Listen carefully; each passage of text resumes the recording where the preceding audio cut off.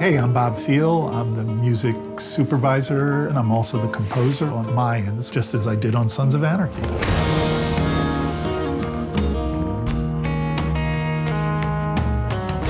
I was with Kurt and the gang for Sons of Anarchy for 7 seasons. And we sort of figured things out on Sons, had a really good working relationship. On Mayans, you know, the music will definitely continue to inform story. It'll be a big part of the show.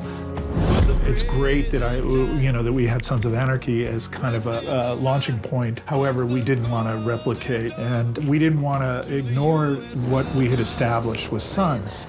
It was really a new musical narrative. However, you could trace the DNA to some extent back to Sons.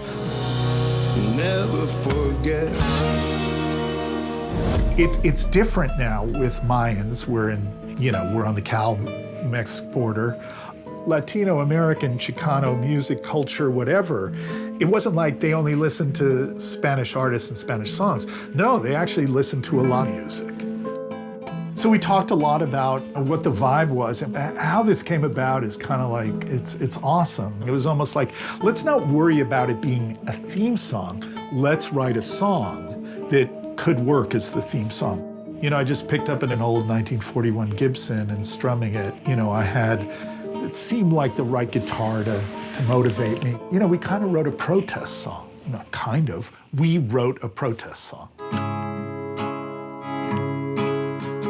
Mother of ashes, the torch of hope, in the toss of the tempest, through as Madison's road. 9 years, 8 years, whatever, how long we've been working together, we have a pretty extraordinary relationship. Working with Kurt has never felt like a job.